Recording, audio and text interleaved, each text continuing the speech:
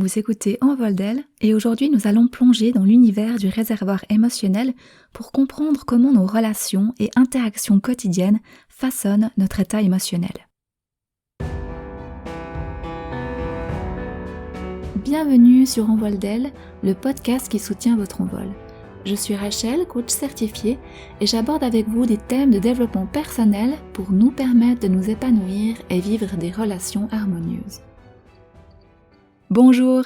Nous avons tous un réservoir émotionnel invisible qui peut être plus ou moins rempli au long de notre journée. Les interactions positives le remplissent, tandis que les interactions négatives le vident. Cette métaphore du réservoir émotionnel est entre autres utilisée par Tom Rath, consultant et auteur, pour décrire l'état émotionnel et le bien-être psychologique de chaque personne. D'autres auteurs, comme Stephen Covey par exemple, en parlent sous l'image d'un compte en banque émotionnel avec les dépôts qui viennent le remplir et les retraits qui le vident. Personnellement, l'image du réservoir me parle plus que le compte en banque, c'est pourquoi j'en parlerai ici sous cette forme, mais les principes sont exactement les mêmes. Notre réservoir émotionnel se remplit par des interactions positives, c'est-à-dire avec de l'amour, du soutien, de la reconnaissance, de la confiance, de la compréhension.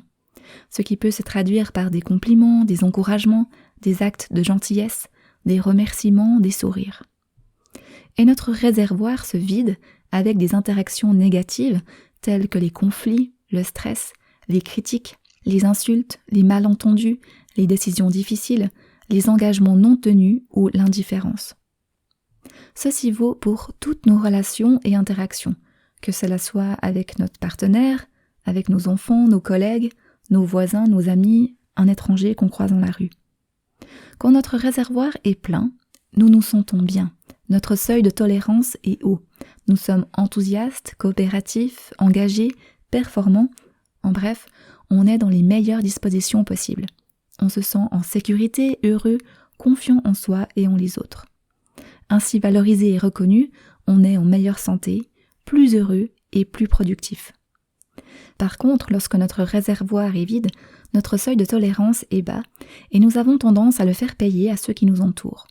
Nous nous sentons fatigués, soucieux, on est moins compréhensif, on remet en question les intentions de l'autre, on se sent déconnecté, seul, stressé, empli de doutes et d'insécurité.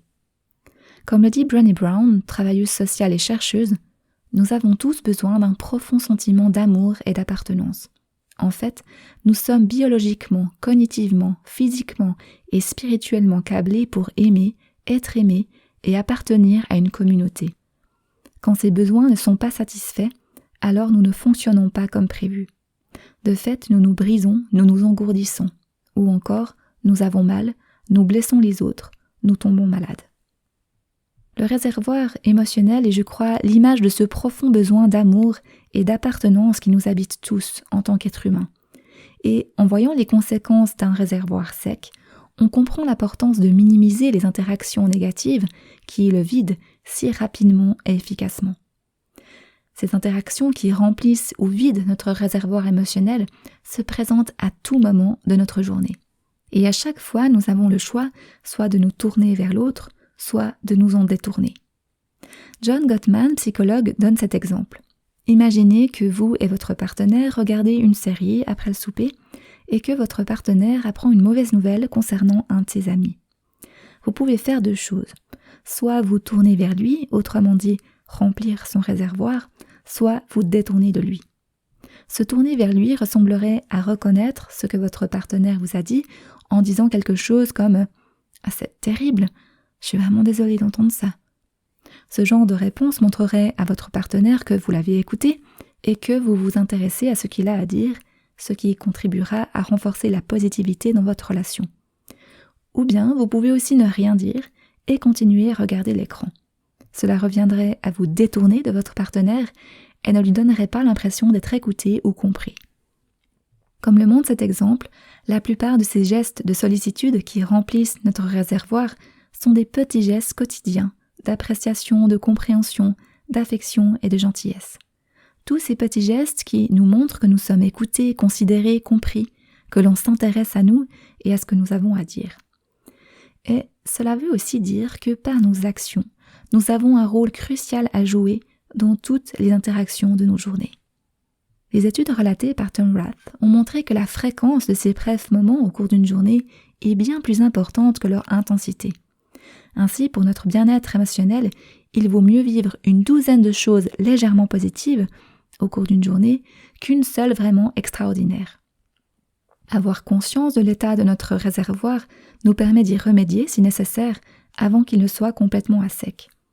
Et nous pouvons aussi contribuer à remplir celui de l'autre, quel que soit son état. Ce qui est extraordinaire dans cette histoire, c'est que remplir le réservoir de quelqu'un d'autre, loin de vider le nôtre, le remplira également. Partager une interaction positive avec quelqu'un nous fait du bien à nous aussi. C'est le double effet qui se coule. Alors, juste là maintenant, alors que vous m'écoutez, sur une échelle de 0 à 10, à quel point votre réservoir émotionnel est-il rempli ? Voici maintenant quelques stratégies pour remplir le réservoir émotionnel. Pour cela, je me base sur les 5 langages de l'amour de Gary Chapman, auteur et conseiller conjugal. Selon lui, nous démontrons et recevons l'amour principalement de 5 manières. Les temps de qualité, les cadeaux, les paroles valorisantes, les services rendus et les contacts physiques. 1. Les temps de qualité. C'est accorder à l'autre une attention totale et sans partage. Se regarder et se parler avec entière attention. Être ensemble et proches affectivement. Avoir un dialogue authentique, écouter avec bienveillance et s'ouvrir à l'autre. 2. Les cadeaux. C'est un symbole visible que l'autre a pensé à moi. Ils peuvent être onéreux ou pas, ils peuvent être achetés, trouvés ou confectionnés. Cela comprend aussi le don de soi et de sa présence physique. 3. Les paroles valorisantes. C'est la qualité de ce qui est dit. Les compliments, les mots d'appréciation, les encouragements, les mots en eux-mêmes et un ton aimable.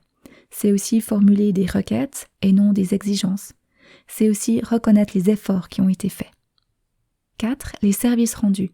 Ce sont toute aide pratique qui fait plaisir à l'autre, qui le décharge et lui rend service. 5. Les contacts physiques. C'est tenir la main, embrasser, prendre dans les bras, les relations sexuelles, les massages, le toucher affectueux, même furtif, sur l'épaule ou la tête. Nous avons tous 1 ou 2 langages d'amour préférés. Ce sont ceux avec lesquels nous sommes le plus à l'aise d'exprimer notre amour et desquels nous le recevons le mieux. Les connaître permet de me donner ou de demander ce dont j'ai besoin pour pouvoir remplir mon réservoir émotionnel. De même que si je connais le langage préféré de mon partenaire, de mes enfants, de mes amis, je peux contribuer de manière optimale à les rejoindre et à remplir leur réservoir affectif. Pour les trouver, il y a plusieurs pistes. Tout d'abord, je peux me demander qu'est-ce qui me fait me sentir particulièrement aimée ? Ou, en me souvenant d'une fois où j'ai été très touchée, qu'est-ce que l'autre avait fait ? Ou encore, lorsque j'ai envie de dire mon affection à une amie, à quoi est-ce que je pense spontanément ? La serrer fort dans mes bras, passer une soirée à discuter profondément, lui offrir de jolies boucles d'oreilles, lui dire combien elle est importante pour moi, ou lui apporter un repas alors qu'elle est surmenée. Je peux aussi aller regarder ce qui me manque le plus et dont je fais le plus souvent les reproches ou les demandes à mon entourage. Cela peut me donner l'indication en creux du langage d'amour qui vient me remplir le plus. Dans cet épisode, nous avons vu l'importance de prendre soin de notre réservoir émotionnel pour une vie équilibrée et épanouissante, ainsi que de prêter attention à la manière dont nos interactions quotidiennes nous affectent, nous et les autres. En découvrant quel langage de l'amour me touche le plus, ainsi que celui de mes proches, je peux contribuer à remplir efficacement les réservoirs de chacun.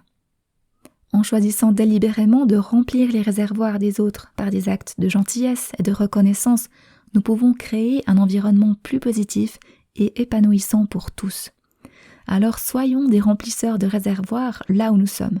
Votre contribution compte là où vous êtes, vraiment. Je vous invite à prendre conscience aujourd'hui de ces petits gestes qui remplissent ceux que vous donnez, ceux que vous recevez, et de choisir d'être de ceux qui remplissent intentionnellement les réservoirs plutôt que d'être de ceux qui les vident. Merci de m'avoir écouté jusqu'au bout. J'espère que vous aurez eu autant de plaisir à écouter que ce que j'en ai eu à préparer et créer ce contenu. Et puis, si cet épisode vous a plu, une des meilleures façons de me remercier, c'est de le transmettre à une personne de votre connaissance. Merci tout plein et puis à tout bientôt.